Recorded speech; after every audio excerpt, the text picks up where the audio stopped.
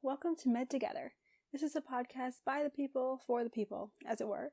My name is Chana. I'm a med student in New York. This podcast deals with a lot of med school topics, starting from the basic sciences and building its way up, and hopefully it'll be a bit of review that can help y'all consolidate and synthesize important information and maybe phrase it in a way that's easy to understand. By the way, if you're pre-med or you're a nursing student, or you're just interested in sciencey, medically topics, and you're not in healthcare at all, you're totally welcome to. We don't discriminate. If you're interested, you're cool. Ready to rock? Let's do this.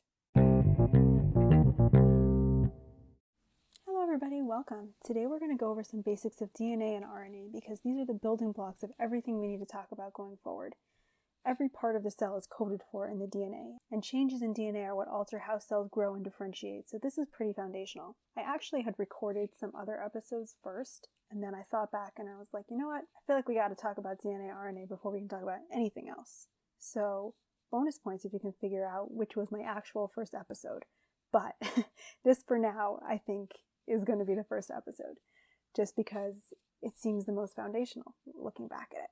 So a lot of what we're going to talk about today may be review, but that's really the idea, to synthesize a lot of the information that you have floating around in your brain and put it into a useful framework. So we're going to talk about what DNA and RNA are, how they're synthesized, and just a little bit about their regulation. So let's dive in with some definitions. DNA is deoxyribonucleic acid, and RNA is ribonucleic acid. What does that mean? They're both made up of nucleotides. A nucleotide is a nitrogenous base attached to a sugar, either ribose or deoxyribose, and a phosphate group. Without the phosphate group, if it's just the nitrogenous base and the sugar, they're called a nucleoside. And then with the addition of the phosphate group, they become a nucleotide. We humans have 5 different nitrogenous bases that make up our DNA and RNA. We have the pyrimidines, thymine, uracil, and cytosine, which are single ring structures. And we have the purines, guanine, and adenine, which are double ring structures. A mnemonic that has always been helpful for me to remember kind of which ones are which is that the purines are A and G. Ag is the chemical abbreviation for gold in the periodic table, which you want to be pure. So these are the purines. It's silly, it's definitely nerdy, but it helps me check myself quickly, so if that mnemonic is useful to you, please feel free to use it. As you know, in DNA, A binds to T, G binds to C, and in RNA, U is the equivalent of T. So you're going to have U binding to A. Each DNA strand is held together by phosphodiester linkages of the sugar phosphate backbone. So the sugar of the first nucleotide is going to bind to the phosphate group of the next one, and so on and so forth. So the free end with a phosphate group, i.e. the first nucleotide in the chain, is called the 5' end. And the free end that has a sugar, i.e. the last guy in the chain, is the 3' end. DNA can only be synthesized in the 5 to 3 direction, meaning you can add another base onto the free sugar end, but you can't add another onto the free phosphate end, which becomes important when we're going to talk about a little later how DNA synthesis occurs. Now we know DNA is a double helix. You have 2 strands of DNA twisted together, and this occurs because of base pairing. The hydrogens on the nucleotides make some areas more positive and some areas more negative, and they attract their opposites to form a hydrogen bond. The GC nucleotides form 3 hydrogen bonds, and AT form 2 hydrogen bonds, just because of their structures. And this is why, jumping ahead for a second, you may see some areas that are heavily GC in the DNA being untranslated, because these don't open up as easily. You have 3 hydrogen bonds to break instead of 2. But that is definitely further down the line. Back to our point. The 2 strands bind in an anti-parallel fashion, which is to say that one strand is lying 5 to 3 and the other one lies upside down 3 to 5. And this always happens. There's a very predictable distance between the bases, called a step, of 3.4 angstroms, and there are 10 steps to a turn as the DNA twists into a right-handed helix. An angstrom, by the way, is 100 millionth of a centimeter. It's a very tiny measurement, but it's a predictable amount. So you have 3.4 angstroms between bases. This space between each pair of bases is called a step, and you have 10 steps to a turn, so 34 angstroms for every turn of the DNA helix. So now that we've defined kind of what DNA and RNA are, let's talk about what we use them for. We have 2 situations that we have to talk about, which both use DNA as a template. We have DNA synthesis, which occurs before replication and involves copying the entire genome. And we have RNA synthesis, which happens anytime you have gene expression to make new proteins, so basically all the time. We'll talk about DNA synthesis first, because it's more complicated, and then we'll do RNA, and then the RNA will feel easy. So how does DNA replication actually occur? Before we actually knew the answer to that question, there were 3 basic models that existed. The model of conservative replication, the model of semi-conservative replication, and the model of dispersive replication. Conservative replication posited that the entire double helix was copied, so that the new cell had a completely new helix and the old cell retained its entire old helix. Semi-conservative replication said that each strand was copied and then paired with its copy, so that the parent cell and the daughter cell each ended up with one original and one new strand. And dispersive replication was a variation on semi-conservative, which suggested that each strand was copied in bits and pieces, so that each cell ended up with kind of patches of old and patches of new on each side of the helix. There was a very classic experiment using differently weighted labeled nitrogen, which proved that DNA synthesis is indeed semi-conservative. Again, that means the helix opens up, each strand is fully copied, and then retwists with its copy, so that the parent and the daughter cell each have one old and one new strand. What happens is, the strand begins to open at a point called the replication fork, by an enzyme called DNA helicase, which unwinds it, and then each strand is stabilized by single-stranded DNA binding proteins, which kind of hold that bubble open, and each strand has to be copied. DNA replication has to start with an RNA primer, because it can't just start out of nowhere. DNA can only be added to an existing 3' end. RNA does not have that problem. So RNA primase can lay down an RNA primer, which attaches to the strand and creates a free 3' end, so that DNA can be added to this free end. The so-called leading strand, which is lying in the 3 to 5 direction, is the easy one, because its anti-parallel copy has to be built 5 to 3, which is the correct way, and DNA synthase can just start building DNA bases onto the template strand. The other strand, which is lying 5 to 3, is a little more complicated, because the replication has to occur 3 to 5 in order to be anti-parallel, but we just said we can't do 3 to 5 replication. So what you end up having is that instead of being copied in one smooth strand like the leading strand, the lagging strand has to be copied in little pieces with a new RNA primer laid down as the replication site unzips, because it's being synthesized in the opposite direction of the unzipping. These little pieces are called Okazaki fragments, and they're joined together by DNA ligase after DNA synthase removes the RNA primers, which is kind of like at the end. It goes over and takes out all the little RNA pieces and puts DNA in its place. Now's probably a good time to talk about telomeres for just a second. When you reach the end of the lagging strand, there's an RNA primer there, but once it's removed, it can't be replaced with DNA because you have a free 5' end there, which can't be added to. So you have this little stretch of template strand that's uncopied. This end is called a telomere, and it wraps back on itself to protect the free end. Now this leads to, of course, shortening of the strand, because the telomere, which was, let's say, for argument's sake, 10 base pairs, wraps around itself, and it's now 5 base pairs on each side. So in the next round of replication, the uncopied region is going to go deeper and deeper into the telomere. So telomeres shorten with every round of replication, and eventually, once a cell loses all of its telomeres, there's no protective end anymore, and the chromosome becomes unstable, and this leads to cell senescence and death. In stem cells, and incidentally in cancer cells, there's an enzyme called TERT, telomeres reverse transcriptase, which is a really cool enzyme that actually can create DNA from RNA. Remember, normally, the only direction we can go is DNA to RNA, but this reverse transcriptase can actually do the opposite, and it can create DNA from an RNA template, making the cells so-called immortal. So, back to the DNA that we just synthesized, though. The chromosomes don't just float around freely in the cell. They live in the nucleus, which we know as chromatin, which is chromosomes wrapped around a core of positively charged histone proteins. This core is made up of an octamer of 4 histones. We have H2A, H2B, H3, and H4. So 4 different proteins, 2 of each, make up an octamer. And each loop of the DNA wrapped around its histone is called a nucleosome. Without getting into the weeds here, histone modification is a method of gene regulation called epigenetics. Epi meaning above genetics. So epigenetics does regulation without changing the genetic code at all. Methylation or acetylation of the DNA itself and or of the histones makes certain genes more active while others are repressed. But I digress. The more tightly packed chromatin, called heterochromatin, makes alleles inaccessible, while euchromatin is a little looser and allows for gene expression. So anytime you're having gene expression, it's coming from euchromatin. Let's talk about gene expression. If we start with the terminology, a gene is any DNA sequence that is transcribed into RNA.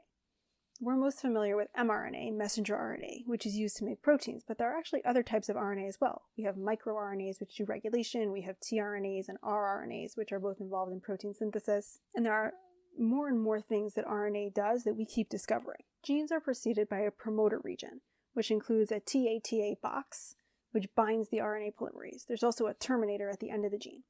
And transcription factors are going to bind upstream of the promoter region. You also have these things called untranslated regions, which are found upstream and downstream of the genes, and these are transcribed.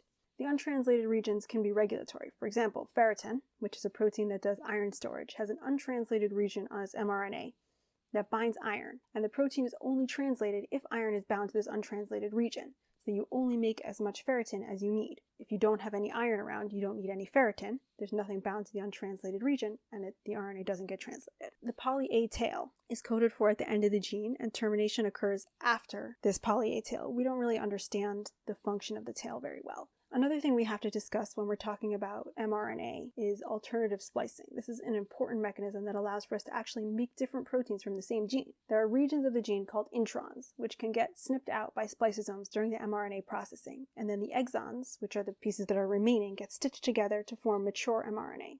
Interestingly, we do have some intron-less genes. Certain highly conserved proteins and transcription factors don't have any introns. They're all exons, which doesn't allow for any alternative splicing. This highlights to us how important it must be for these to be exactly the same, because there's no chance of there being alternative splicing. There are no introns.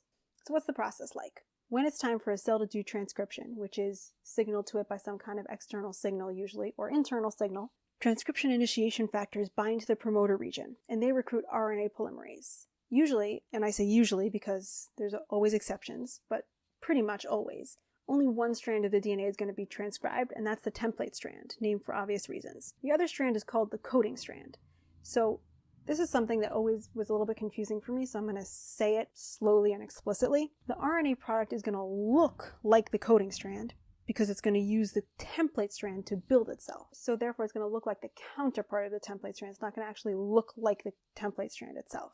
Once the transcription initiation complex is formed on the template strand, it phosphorylates RNA polymerase and initiates transcription. Now, this is much simpler than replication. We don't need a whole team of enzymes that we had with the DNA. RNA polymerase does everything by itself, and transcription is terminated when it reaches the poly A site. This early transcript, the thing that comes off looking like the coding strand, is called pre-mRNA. Then it gets processed. It gets the addition of a 5' cap, the poly A tail, the splicing like we discussed, and then finally it's mature mRNA. Once the mature mRNA is generated, it's ready for translation, which occurs at ribosomes in humans. It's important to point out that not every RNA that's transcribed gets translated. The 3' untranslated region is a binding site for microRNAs, which can bind and cleave the mRNA before it ever gets translated. This is a form of regulation. So just because something gets transcribed doesn't mean that it's actually going to get translated down the line. But if it is going to be translated, the 5' cap binds to the small subunit of the ribosome, and then it's in place to attract tRNAs or transfer RNAs, which are going to bring the amino acids. tRNA is a looped protein, and an enzyme called aminoacyl tRNA synthase covalently binds an amino acid to the 3' end of the tRNA. Then there's an anticodon region, which recognizes the corresponding codon region on the mRNA and will bind to it. The whole codon-anticodon thing can get very complicated very quickly if you overthink it. So don't overthink it. The tRNA has an anticodon, which corresponds to a specific sequence called the codon on the mRNA. The amino acid that's being carried by the tRNA is the one that's coded for by the codon, not by the anticodon. The anticodon is just there to let it bind to the codon. So there are 3 parts of the ribosome. You have the A site, the P site, and the E site. The mRNA enters by the A site, and that's where the tRNA binds it. Then the ribosome slides along the mRNA to the P site, where the amino acid is released onto the growing amino acid chain, and then to the E site, where the tRNA is released. This is probably a good time to mention the wobble hypothesis. We have 20 amino acids, and therefore there are 20 anticodons, because remember, each anticodon is going to make the tRNA attach to a specific amino acid. But anticodons can bind to more than one codon, because only the first 2 letters of the anticodon are super important and bind tightly to the codon, and with the third, there's a little bit more flexibility.